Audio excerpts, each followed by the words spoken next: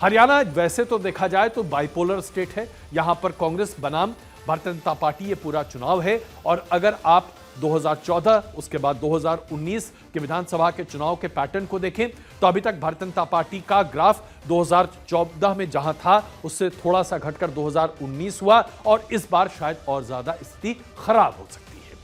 जो लोकसभा के संकेत हैं वो कम से कम भारतीय जनता पार्टी के लिए बहुत उत्साहवर्धक नहीं दिखाई दे रहे हैं।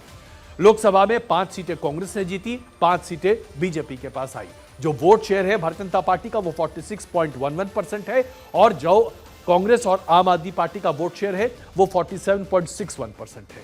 अब यहां पर जो सबसे बड़ी पेच की बात है, जैसे ही लोकसभा का चुनाव खत्म हुआ, आम आदमी पार्टी ने स्पष्ट तौर से कह दिया कि हरियाणा में कांग्रेस के साथ आम आदमी पार्टी का गठबंधन अब नहीं होगा। यानी कि हरियाणा में अब 3 पार्टियां होंगी, कांग्रेस, आम आदमी पार्टी, भारतीय जनता पार्टी और उसके साथ साथ आप चौटाला परिवार को नहीं भूल सकते, फिर जेजेपी।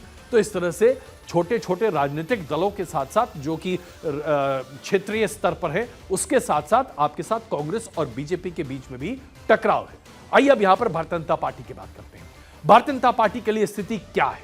भारतीय जनता पार्टी ने जिस तरीके से अपने वोट परसेंटेज को मैनेज करने की कोशिश की वो अपने आप में बहुत फलित होता हुआ नहीं दिखाई दिया। जैसे कि भारतीय जनता पार्टी जानती थी कि लोकल एंटी इनकम्बेंसी बड़े पैमाने पर हरियाणा में भारतीय जनता पार्टी को नुकसान पहुंचा सकती है।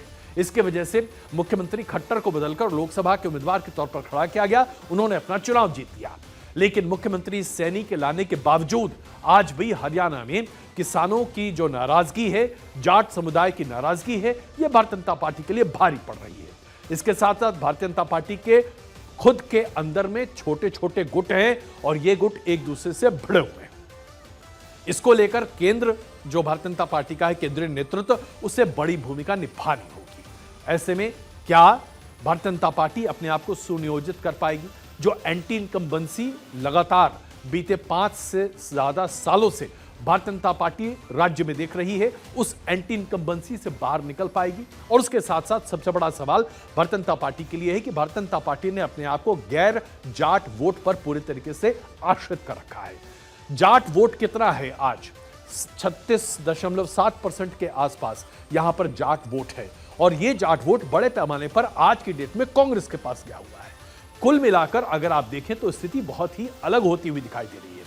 जाट वोट बैंक अगर पूरे तरीके से कांग्रेस के पास रहा और उसके साथ साथ इन्फ्लुएंस जाट का और मुसलमान वोट बैंक कांग्रेस के पास रहा तो कांग्रेस एडवांटेज की स्थिति होगी। लेकिन यहां पर जैसा कि हम आपको बता रहे हैं, भारतीय जनता पार्टी असंतोष को रोकने की कई तरह की कोशिशें कर रही है। इसको देखते हुए कई नई स्कीम्स भी लाई गई हैं, जैसे कि 100 किलोमीटर तक मुफ्त बस यात्रा, हैप्पी कार्ड लॉन्च करना, 90,000 लोगों तक फायदा पहुंचाना, 50,000 लोगों को नौकरियों देने की तैयारी करना और उसके साथ साथ संगठन में बड़े पैमाने पर बदलाव लाना और लोगों तक कई तरह की योजनाओं को पहुंचाकर उन्हें यह भी साबित कर बताना कि कैसे स्थानीय तौर पर, क्षेत्रीय तौर पर भारतीय जनता पार्टी की सरकार हरियाणा में अपनी जनता के लिए बहुत कुछ करती दिखाई दे रही है।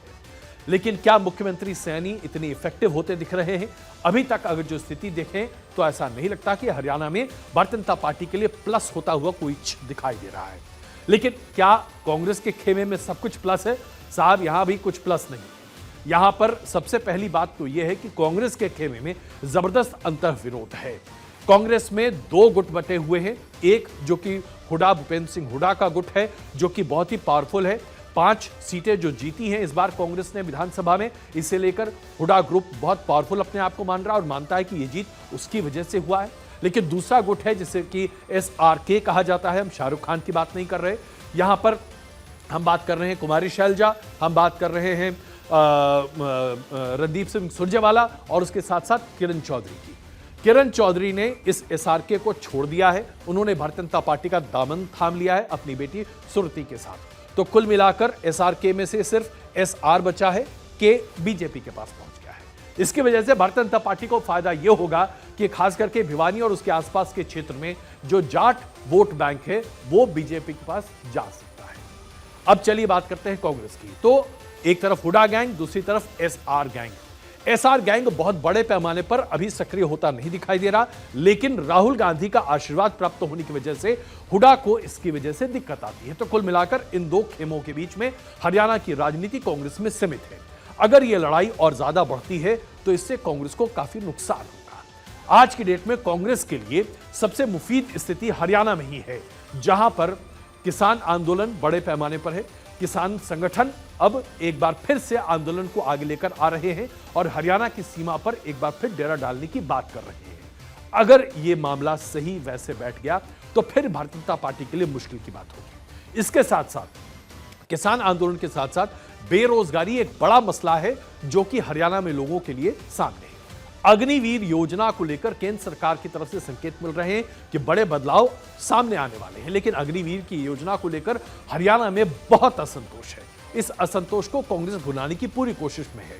इसके साथ साथ जो जाट वोट बैंक है वो कांग्रेस के पास आता हुआ दिखाई दे रहा है। क्या जाट वोट बैंक बीजेपी के पास है, लेकिन शेड्यूल्ड कास्ट और मुसलमान अगर कांग्रेस के पास चला जाता है, जो कि हमने लोकसभा में जाता हुआ देखा, तो फिर कांग्रेस को यहां पर एडवांटेज मिल सकता है। अब सवाल यह है कि क्या कांग्रेस इस एडवांटेज के साथ विधानसभा में जाएगी या आपस में सिर फुटअव्वल करते हुए जाएगी। कांग्रेस की अभी तक जो प्रवृत्ति रही है, अगर आप 2019 के विधानसभा के चुनाव भी देखें हरियाणा के, तो उस वक्त भी कांग्रेस एक अच्छी स्थिति में थी। भूपेंद्र सिंह हुड्डा वहां चाहते थे बहुत जबरदस्त काम करना, लेकिन शीर्ष नेतृत्व की तरफ से उनको मदद नहीं मिली। लिहाजा हरियाणा में भूपेंद्र सिंह हुड्डा अपने तरीके से चीजों को नहीं कर पाए। इस बार अगर केंद्र नेतृत्व ने भूपेंद्र सिंह हुड्डा को पूरी तरीके से खुली छूट नहीं दी, तो फिर आपसी गुटबाजी बड़े पैमाने पर दिखाई देगी, सिर फुटअव्वल होगा और कांग्रेस के पास जो एडवांटेज है वो एडवांटेज खत्म होता हुआ दिखाई देगा। यानी कि अगर आप हरियाणा की बात करें तो यहां पर भी दोनों तरफ से, हालांकि ये बाइपोलर है, बड़े पैमाने पर दोनों तरफ से अपनी अपनी पोजीशनिंग है, लेकिन हरियाणा में छोटे राजनीतिक दलों का एक अपना अलग स्थान है।